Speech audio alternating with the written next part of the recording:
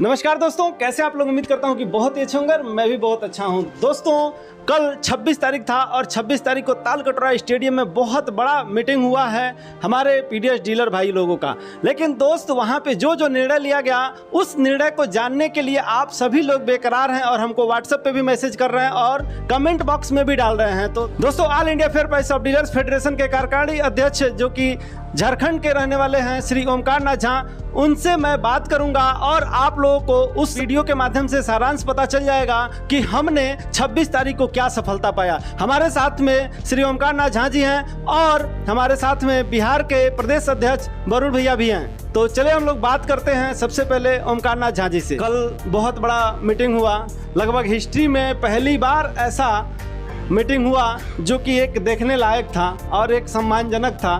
तो उसमें सभी हमारे दर्शक जानना चाहते हैं कि क्या निर्णय लिया गया, क्या हम लोगों का कमीशन बढ़ेगा या मानदेय बढ़ेगा। तो उस पर आप क्या चर्चा करना चाहेंगे।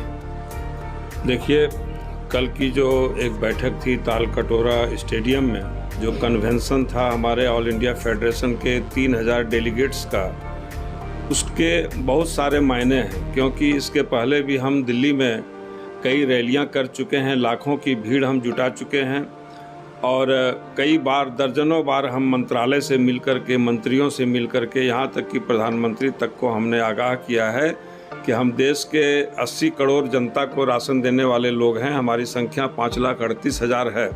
बावजूद इसके हमको इग्नोर किया जाता है, हमको किसी भी सुविधाओं से महरूम रखा जाता है। हमारे लिए किसी भी तरह का कोई सरकारी अनुदान नहीं है। यहाँ तक कि हम भारत सरकार की खाद्य सुरक्षा योजना को चलाने वाले लोग हैं। तो हमारे लिए एक यह केंद्रीय कर्मचारी के समान भी हमें एक कुछ हमारा वेतनमान निर्धारित होना चाहिए था या मानदेय निर्धारित होना चाहिए था। तो इन सब बातों की तो दूर है, हमें कमीशन मात्र जो 70 रुपया पहले दिया जाता था, उसमें 20 रुपये की बढ़ोतरी करके 90 रुपया किया गया। इन सारे चीज़ों को देखते हुए हमारे राष्ट्रीय कमेटी ने यह निर्णय लिया कि हम राष्ट्रीय स्तर पर सभी राज्यों के डेलीगेट्स को बुलाकर और सभी राज्यसभा और लोकसभा के माननीय सांसदों को, मंत्रियों को, यहाँ तक कि हमने सांसद के नाते माननीय प्रधानमंत्री तक को भी आमंत्रित किया है।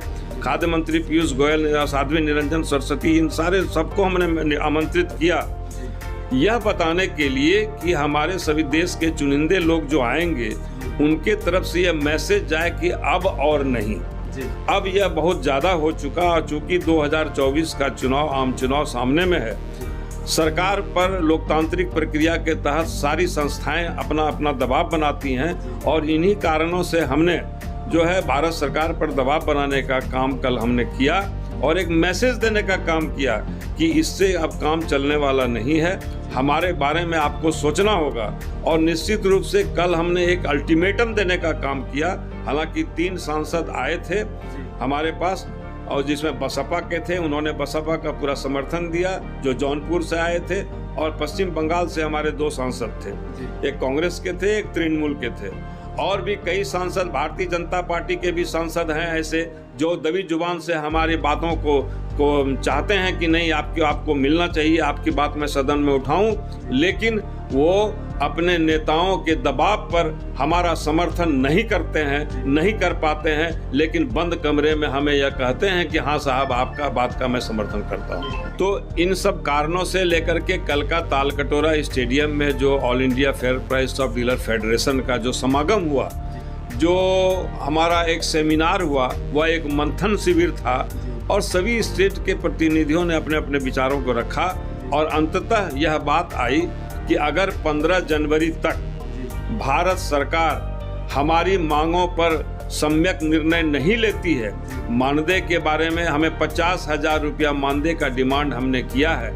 हमारा यह कहना है कि जो हमारे पिछले आंदोलन, जो हमने 12 दिन जंतर मंतर में जो धरना दिया था, जिसमें मैं भी शामिल था, उस प्रेशर के बाद जो है भारत सरकार के वित्त मंत्रालय ने एक कमेटी का निर्माण किया था और उस कमेटी ने जो रिपोर्ट दिया है, जिसमें कि 465 रुपया प्रति क्विंटल हमें कमीशन मिलना चाहिए और हमारा दैनिक हमको कितना मिलना चाहिए, ये सारा विस्तार से है।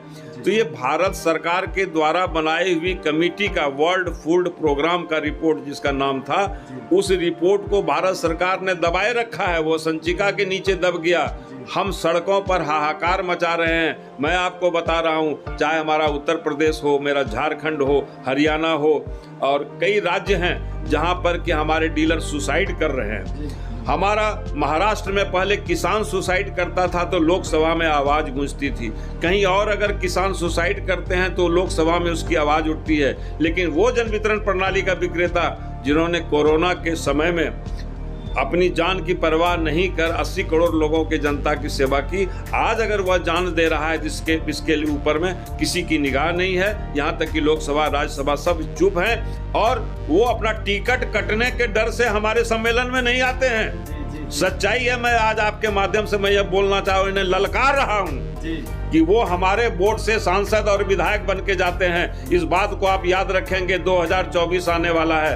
अगर आपका समर्थन गुपचुप तरीके से इस तरह से आप रहेंगे तो हम भी उसी तरह से निर्णय लेंगे, और आने वाले समय में जो हमारा समर्थन नहीं करेंगे, जो अपने मैनिफेस्टो में अपनी बातों को, हमारी बातों को नहीं लाएंगे, उनको भी हम लोग पटकनियां देने का काम करेंगे। हम यह कहना चाहते हैं कि 15 तारीख का जो डेडलाइन हमने भारत सरकार को दिया है कल के ताल कटोरा स्टेडियम के मंच से, और उस 15 तारीख के बाद तक अगर हमारी बातों पर संज्ञान नहीं लिया जाता, हमारे बारे में नहीं सोचा जाता, देश के 5,38,000 लोगों के बारे में नहीं सोचा जाता है, तो 16 तारीख को रामलीला मैदान में 5,38,000 डीलर, 5,38,000 उनके असिस्टेंट और परिवार के लोग, यानी 10 लाख से ऊपर लोग हम लोग आकर के और हुंकार भरेंगे दिल्ली में, और दिल्ली को जाम करके सरकार को यह बताने का काम करेंगे कि अब और नहीं, अब हम आपके साथ नहीं चल सकते, और डू और डाई, करो या मरो का नारा हम लोगों ने कल दिया है।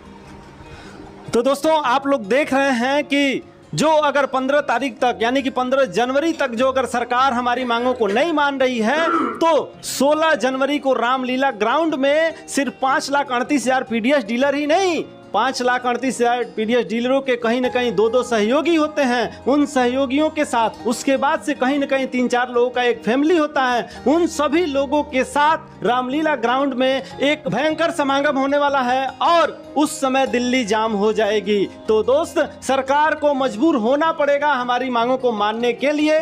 तो चले दोस्त, आगे के वीडियो में और भी कुछ जानकारियां मिलेंगी, तो मिलते हैं नेक्स्ट वीडियो में। तब तक के लिए जय हिंद, जय भारत, वंदे मातरम।